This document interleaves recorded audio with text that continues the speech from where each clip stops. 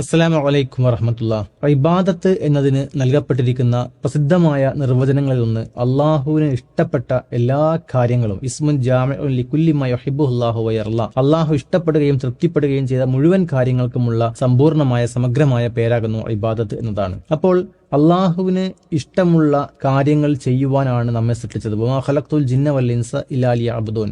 അള്ളാഹുവിന് ഇബാദത്ത് ചെയ്യുക എന്നതാണ് മനുഷ്യന്റെ സൃഷ്ടിപ്പിന് പിന്നിലുള്ള പ്രഥമമായ ലക്ഷ്യം എന്ന് പറയുന്നത്. അപ്പോൾ ഈ ഒരു ലക്ഷ്യത്തിൽ നിന്ന് മനുഷ്യൻ വ്യതിചലിക്കുമ്പോൾ പലപ്പോഴും നമ്മൾ അള്ളാഹുവിന് ഇഷ്ടമില്ലാത്ത പല കാര്യങ്ങളും ചെയ്യുമ്പോൾ അതിനെയാണ് നമ്മൾ മഅസിയത്ത് അല്ലെങ്കിൽ ദംബ് എന്നൊക്കെ, പാപം എന്നൊക്കെ നമ്മൾ മലയാളത്തിൽ പറയാറുള്ളത്. ഈ ഒരു പാപം ചെയ്യുമ്പോഴുണ്ടാകുന്ന അല്ലെങ്കിൽ മഅസിയത്ത് സംഭവിക്കുമ്പോഴുണ്ടാകുന്ന അനന്തര ഫലങ്ങൾ എന്തൊക്കെയാണ് എന്നതാണ് ഖുർആൻ വളരെ വ്യക്തമായി നമ്മെ പഠിപ്പിക്കുകയാണ്. നമ്മുടെ പാപങ്ങൾ വഴി നമുക്കുണ്ടാവാൻ പോകുന്ന അനന്തര ഫലങ്ങൾ ഒന്ന്, ഹിദായത്തിൽ നിന്ന് നമ്മൾ വളരെ അകലെയായി പോവുക എന്നുള്ളതാണ്. സഅസ്രിഫു അൻ ആയാതി അല്ലദീന യതകബ്ബറൂന ഫിൽ അർള്. തീർച്ചയായും അഹങ്കരിക്കുന്ന കിബറുള്ള ആളുകളെ എന്റെ ദൃഷ്ടാന്തങ്ങളിൽ നിന്ന് നാം തെറ്റിച്ചു കളയുന്നതാണ് എന്ന് അള്ളാഹു സൂചിപ്പിക്കുകയാണ്. അപ്പോൾ ഇവിടെ കിബർ എന്ന് പറയുന്നത് തീർച്ചയായും നമ്മൾ മനസ്സുകൊണ്ട് ചെയ്യുന്ന ഒരു പാപമാണ്. മറ്റൊരു പ്രധാനപ്പെട്ട അനന്തരഫലം, ഒരു പാപം ചെയ്താൽ തീർച്ചയായും തുടർച്ചയായി മറ്റ് പാപങ്ങൾ വന്നുകൊണ്ടേയിരിക്കും എന്നതാണ്. സലഫുകൾ പറയാറുണ്ടായിരുന്നു, അൽ മഅസിയതു തദ്ഉ ഉഖ്തഹ.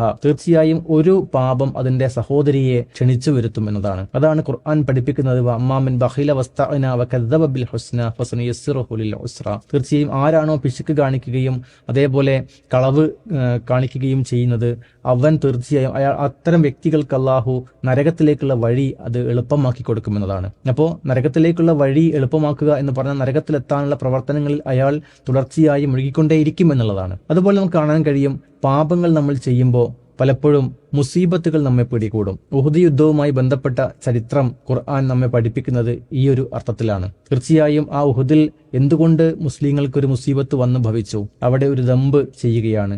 ഏതാനും ചില ആളുകൾ അവരുടെ ഭാഗത്ത് നിന്ന് വന്ന ഒരു നിസ്സാരമായത് നമുക്ക് തോന്നാവുന്ന ഒരു വീഴ്ച, പക്ഷെ ആ വീഴ്ചയുടെ അനന്തരഫലം വളരെ വലുതായിരുന്നു എന്നതാണ്. കൂടാതെ നമുക്ക് കാണാൻ കഴിയും, ദുനിയാവിൽ ഒരു ഇടുക്കം, ആരെങ്കിലും അള്ളാഹുവിനെ കുറിച്ചുള്ള ദൃഷ്ടാന്തങ്ങളിൽ നിന്ന് ദിക്റിൽ നിന്ന് അശ്രദ്ധമാവുകയാണെങ്കിൽ തീർച്ചയായും ഫഇന്ന ലഹു മഈശത്തൻ ലൻക, ഒരു ഇടുങ്ങിയ മഈശത്ത്, ഒരു ജീവിതമായിരിക്കും ഉണ്ടായിരിക്കുക. പലപ്പോഴും പണ്ഡിതന്മാർ സൂചിപ്പിക്കുന്നത് ഖബർ ജീവിതത്തെക്കുറിച്ചാണ് അവിടെ പരാമർശിക്കപ്പെട്ടിട്ടുള്ളത് എന്നാണ്. ഈ രൂപത്തിൽ ഒട്ടേറെ അനന്തരഫലങ്ങൾ, മുസീബത്തുകൾ ഇറങ്ങുന്നതും ഭിന്നിപ്പുകൾ ഉണ്ടാകുന്നതും റിസ്ക് തടയപ്പെടുന്നതും എല്ലാം ഇതിന്റെ അനന്തരഫലമാണ്. അതുകൊണ്ട് പാപങ്ങളെ നമ്മൾ കഴിവിന്റെ പരമാവധി ഒഴിവാക്കുകയും വന്നുപോയ പാപങ്ങളിൽ അള്ളാഹുവിനോട് തൗബ ചെയ്യുകയും ചെയ്തുകൊണ്ട് ജീവിതത്തെ കൂടുതൽ പുണ്യവത്താക്കുകയും അതേപോലെ അള്ളാഹുവിന് ഇഷ്ടപ്പെട്ട രൂപത്തിലേക്ക് പരിവർത്തിപ്പിക്കുകയും ചെയ്യാൻ പരിശ്രമിക്കേണ്ടതുണ്ട്. അള്ളാഹു തൗഫീഖ് നൽകി അനുഗ്രഹിക്കുമാറാവട്ടെ.